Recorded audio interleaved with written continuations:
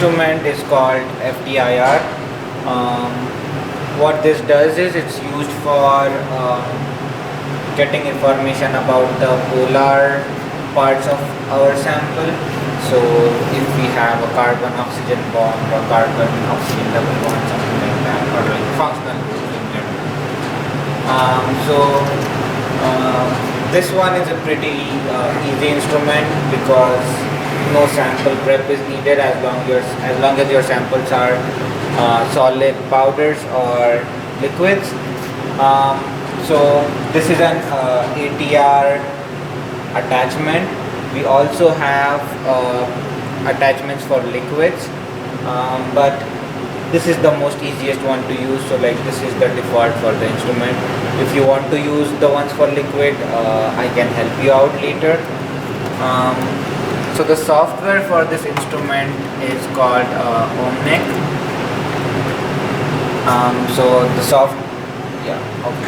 And now it's recognizing that we have the ATR crystal installed. So I'm just gonna click OK, and then we just wait for the software and the instrument to communicate with each other. Once you see this green tick, it means that the connection has been established. So the first thing to do with FTIR is just wipe this ATR crystal here with ideally ethanol or isopropanol. We do not recommend to use harsh solvents like toluene or pyridine. Once you wipe it off, what we do is we go to collect, experiment setup, and into diagnostic. And here we align the instrument with just air, and then we wait for the alignment to complete.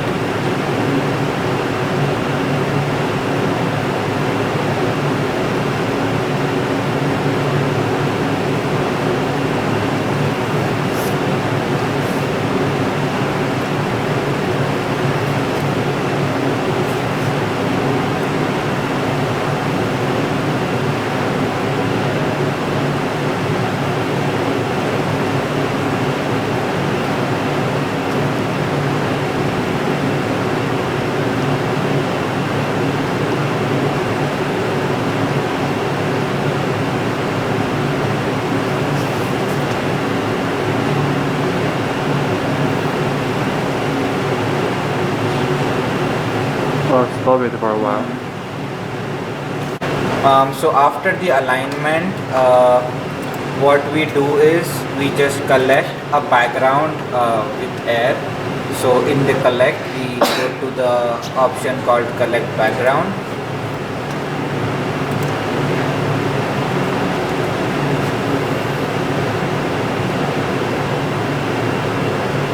And now the instrument is gonna collect background. And don't be scared, it always looks like this. It won't be a straight line because it's picking up the carbon dioxide and the moisture from the air.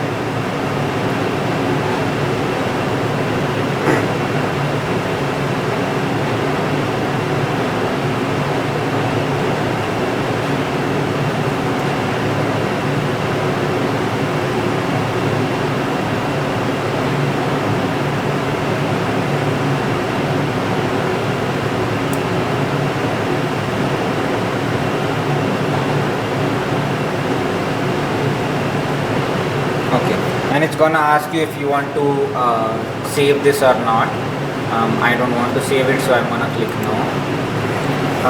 After the background, all we need to do is we just need to put a tiny bit amount of sample, just enough to cover the red laser surface in here.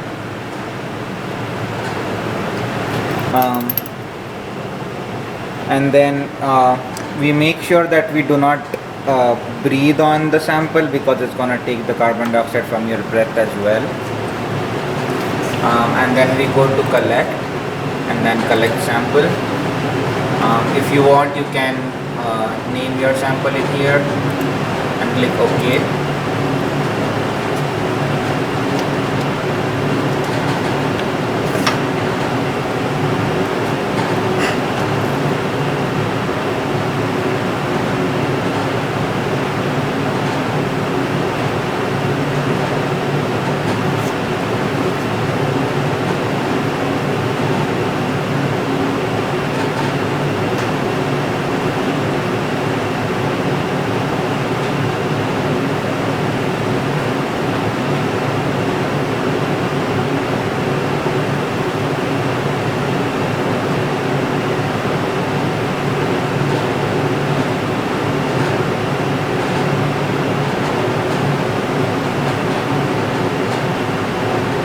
Okay, and we add this to a window.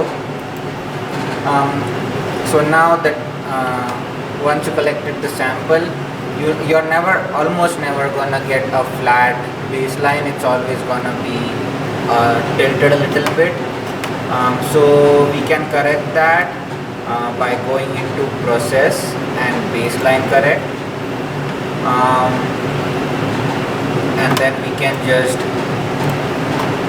draw a baseline that we think it is.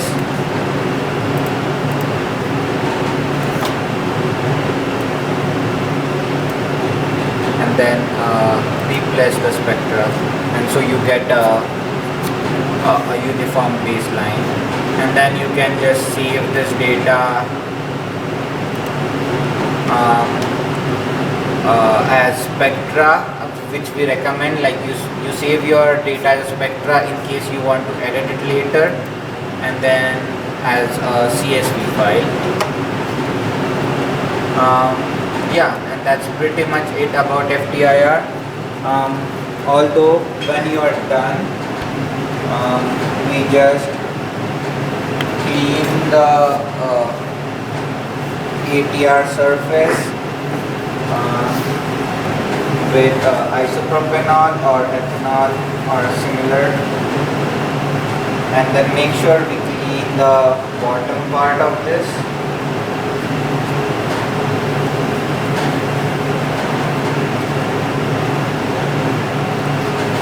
And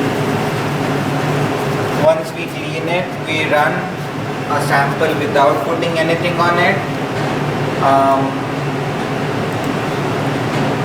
And we do this just to make sure that the surface is clean. So if the surface is clean, we are gonna get a pretty flat baseline, but if it's not, we are still gonna see a few peaks. So this is just a confirmatory test to make sure that you do not have any residue from your sample on the surface. So yeah, that's pretty much it. So after the calibration, it's gonna show this message saying that wavelength calibration was successful, white light calibration successful, and laser frequency calibration successful. Then we click OK, and at this point we remove the tool we use for alignment and calibration, and then we can put our sample in. Glass slide.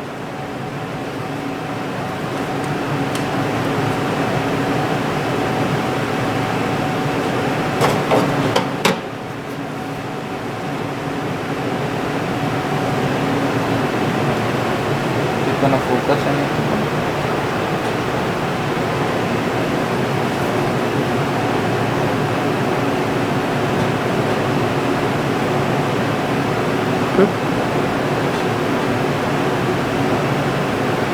This is good. This is good. And then once you have your sample in and focused, you can do a couple of things. So we go to collect experiment setup, and in here in the collect tab, we can either choose auto exposure, or you can assign the exposure time. You can edit the time you want to collect at a particular spot.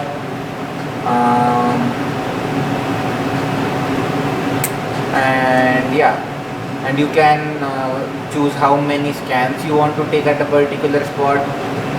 But I usually just use auto exposure. It works for me. Another thing we can change is in the bench tab. We can change the laser power, and it's gonna tell you what's the max laser power for that particular laser, so you can work within that range, so like 0.1 to 10 millivolts for this one. And another thing you can change is the aperture. So we have 4 different types of apertures. We have 2 slits and 2 pinholes, and then you can choose whichever you want.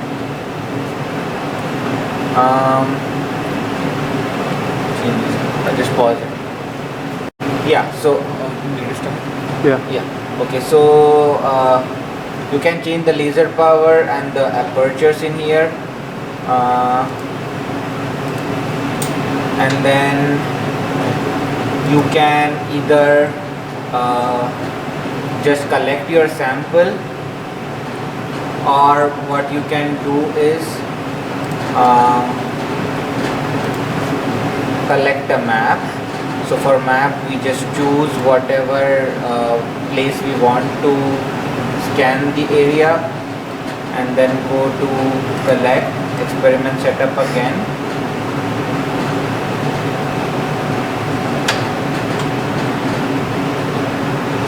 And then go to mapping, and then here we can choose the step size and the number of points we want, and based on that it's gonna tell us how much time it's gonna take for us to finish the scan. So currently, with the current settings, it's taking us about 20 hours, but you can change that. And another thing is what kind of profile you want. So chemigram is the entire scan at each point. So if you have 100 points, it's gonna go to each of those points and scan the entire frequency or the wavelength. And then there are a few options for just scanning one peak or getting ratios of peak and stuff. But ideally what we want to do is just get a chemigram, and then if you want, you can edit the data later based on your needs. So let me just show you how map scan looks like.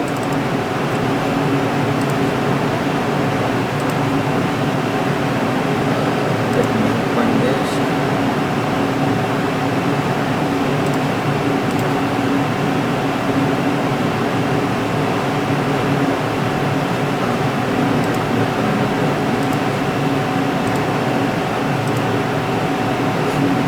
So this is how the scan looks like, and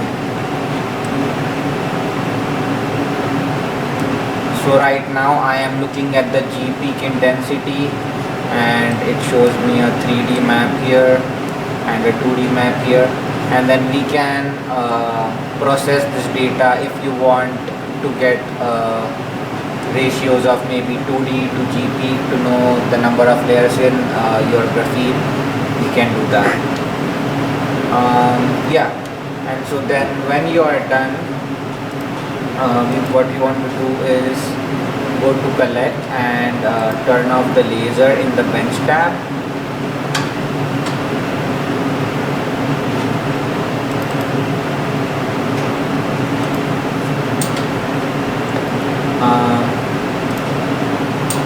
And then once the laser is off, you can turn off the software and then turn off the power. Just hold the power button for 5 seconds and then switch the key off and sign in your name and the time you use the instrument. And that's it.